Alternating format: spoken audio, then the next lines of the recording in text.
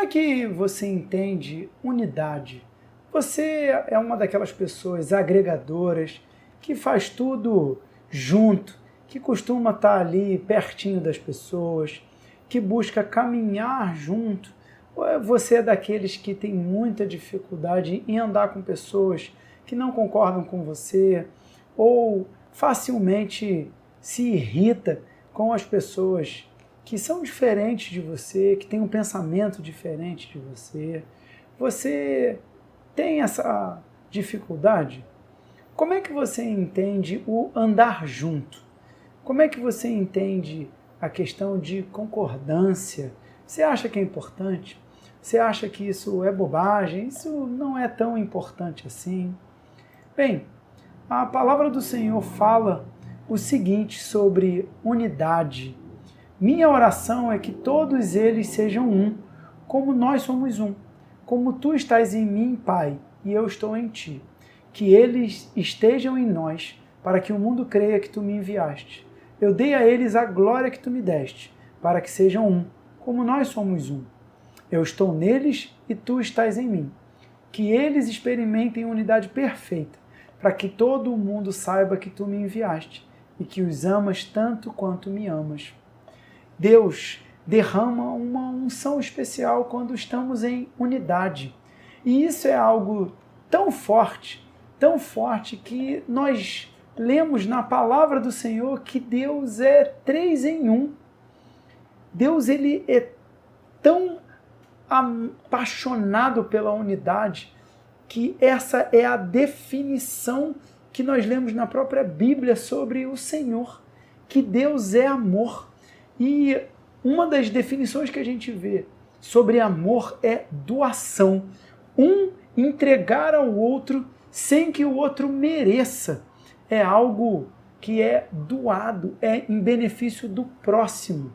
E essa unidade, esse caminhar junto, do jeito que o Senhor fala, que é tão próximo, que é como se fosse um só é possível no amor do Senhor, nessa doação que é graça, é por causa do outro, é por amor ao outro, não tem a ver comigo, tem a ver com o outro, nessa intencionalidade de caminhar junto. E Jesus mostrou que ele era um com o Senhor, com o Espírito Santo, e ensinou aos discípulos como fazer isso. E a única forma de fazermos isso, à luz da palavra do Senhor, é através do amor do Senhor. E ainda nessa temática de unidade, o que você entende sobre autoridade? Nós lemos em Mateus 28, de 18 a 20, que Jesus recebeu toda a autoridade do Senhor. E por causa disso, porque Jesus tinha toda a autoridade do Senhor, mesmo enquanto ser humano, ele diz, então por causa disso, façam discípulos de todas as nações, batizando e ensinando a obedecer tudo o que o Senhor Jesus ensinou. Então nós somos chamados a, por causa da autoridade do Senhor Jesus, e porque ele nos ensinou como, por conta da autoridade, ser um líder que serve, fazermos discípulos que formam os discípulos. E nós vemos o entendimento disso, por exemplo, lá em Gálatas 1 e 2, juntando com Atos 9 até 11, na vida do apóstolo Paulo. O apóstolo Paulo ele tinha certeza do chamado dele. Ele tinha frutos que demonstravam esse chamado que o Senhor entregou a Paulo. Mas ele se submeteu de forma voluntária aos apóstolos que vieram antes dele. Então nós lemos sobre o apóstolo Paulo que ele aguardou 17 anos, desde a conversão dele, até ele ser aceito e enviado pelos apóstolos mais antigos. E isso é um entendimento de autoridade espiritual. O apóstolo Paulo entendia que os apóstolos que vieram antes dele eram autoridade sobre a vida dele. E apesar do apóstolo Paulo ter noção, convicção do chamado dele, ele se submeteu de forma voluntária à autoridade dos apóstolos. E nós lemos que o apóstolo Paulo leva isso a, inclusive, a autoridade secular. E num contexto de perseguição, num contexto em que os cristãos eram mortos por anunciarem a palavra do Senhor, ele fala: orem pelas autoridades. Isso é algo muito forte e que nos leva ao entendimento de unidade. Quando nós entendemos que temos autoridade espiritual sobre nós e que nós somos autoridade sobre pessoas, nós entendemos a submissão voluntária. A autoridade vem de Deus, mas o caminhar debaixo dessa autoridade é voluntário. E dessa forma nós caminhamos para uma unidade no Senhor. E ainda nesse mesmo contexto, o que você entende de independência? Você acha que independência é algo bacana? É algo legal? Ou será que você confunde independência com autonomia? Porque independência pressupõe eu não preciso de mais ninguém. Eu posso fazer o que eu quiser sem nenhum tipo de dependência de outras pessoas. A autonomia é algo parecido com isso, mas significa que eu tomo as minhas próprias decisões sem necessariamente precisar de uma outra pessoa para me ajudar a tomar essas decisões. Mas é diferente, a independência pressupõe eu vou fazer de maneira sozinho, não preciso. Eu vou fazer de forma separada, de forma totalmente independente. Eu sou mais eu sou o centro e é mais forte, eu sou o único. E quando a gente vai para a autonomia, eu não preciso, eu tomo as minhas próprias decisões, mas a autonomia não pressupõe independência. E quando a gente vai para a Bíblia, nós somos chamados para ser autônomo. Eu e você, nós somos chamados para sermos autônomos.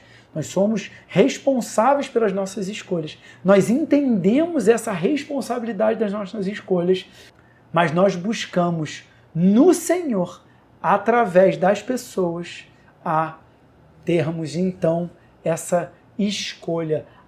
Eu sei que eu posso fazer sozinho, mas eu prefiro não fazer sozinho, porque ainda que eu possa fazer sozinho, é melhor fazer debaixo de cobertura, debaixo do governo do Senhor, debaixo da autoridade do Senhor, através das pessoas que o Senhor colocou sobre autoridade em cima de mim, cobertura espiritual. E nós lemos, por exemplo, em Gênesis 3:5, Deus sabe que no momento em que comerem do fruto, seus olhos se abrirão e como Deus conhecerão o bem e o mal. Essa foi a tentação de Satanás para Adão e Eva. Você sabe qual foi o pecado original? Foi a independência de Deus. Satanás tentou o ser humano com: olha, se você comer do fruto do conhecer do bem e do mal, do saber do bem e do mal, do conhecimento do bem e do mal, vocês não vão mais precisar de Deus. Vocês vão ser como Deus. E então, aquilo que estava lá dentro do ser humano, o ser humano botou para fora. Então, quis ser independente de Deus. E nós lemos, por exemplo, em 1 Samuel 15, na parte A, do versículo 23, que a rebeldia é um pecado tão grave quanto a feitiçaria. E o persistir no erro, em outras traduções, a arrogância é um mal tão grave quanto adorar ídolos. É colocar a si próprio no lugar de Deus. O fruto, um dos frutos da independência é rebeldia. E Deus compara isso à feitiçaria, a usar poderes sobrenaturais que não vêm de Deus. E a arrogância, como idolatria, colocar a si próprio no lugar de Deus. O resultado disso tudo, desse processo de independência, rebeldia, arrogância, é a destruição. E quando nós realmente entendemos isso, nós fazemos o possível para andarmos em unidade. E a chave para isso é a submissão voluntária às autoridades. E agora eu vou falar de algo que eu vivo na igreja onde eu sou pastor auxiliar, na Igreja Batista Atitude, na Unidade, no campus, na Filha, Nova Iguaçu, que nós nos organizamos em células. E justamente essa organização das células é uma organização que melhora o cuidado, tem maior chance de cada membro da igreja ser cuidado, porque cada célula da nossa igreja pertence a uma supervisão, que pertence a uma rede que está debaixo da autoridade do pastor local, que está debaixo da autoridade do pastor de toda a Igreja Batista Atitude. Uma submissão voluntária que estimula a unidade. E isso é tão forte que em Salmos 133 nós lemos que a unidade ela é tão forte, tão especial, que ela é como a unção que é derramada sobre o profeta, o sacerdote Arão, e vai escorrendo por todo o rosto, escorre pela barba e molha todo o corpo.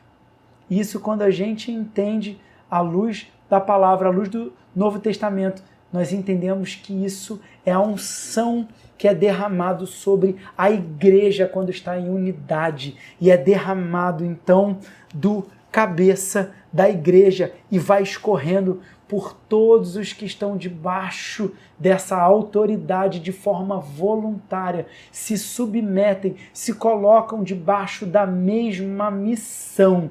Então, essa unção ela é derramada sobre todo o corpo de Cristo e dessa forma nós espalhamos o reino de Deus, voltando lá para Mateus 28, de 18 a 20, fazendo discípulo de todas as nações, entendendo que o reino de Deus ele não é fora, mas ele é dentro. É o Espírito Santo dentro de cada pessoa que entregou a vida ao Senhor Jesus de forma voluntária, se submeteu ao senhorio do Senhor Jesus de forma voluntária, de forma intensa, de forma verdadeira, confessando que Jesus Cristo é o Senhor e que nós somos propriedade dele. E dessa forma nós obedecemos, nós amamos o Senhor, porque a palavra do Senhor diz que quem ama o Senhor obedece tudo aquilo que ele ordena. Então, quando nós amamos o Senhor, nós amamos quem está do nosso lado. Para servirmos ao Senhor, nós precisamos servir quem está do nosso lado, entendendo que as pessoas que são cobertura sobre nós são nossos líderes e que eles foram chamados por Deus para nos liderar com a liderança por serviço, como Jesus mostra ao lavar os pés dos discípulos. E nós, quando entendemos isso, fazemos então dessa mesma forma as pessoas que Deus confiou a nós, em que nós então somos cobertura, nós somos autoridade espiritual sobre eles, nós somos cobertura espiritual deles, nós lideramos por serviço, amando, cuidando e estimulando essa cultura da unidade através do amor de Jesus, através da submissão voluntária, através dos princípios da palavra do Senhor. E assim, pessoas vão olhando para nós, vão vendo Jesus refletindo através de nós e tomam decisão com Jesus, entregando a vida para Ele de forma integral, com a mente, com as emoções, com o seu ser integral. E você ouvindo isso, decidiu, eu quero entregar minha vida ao Senhor Jesus. Faça essa oração breve junto comigo.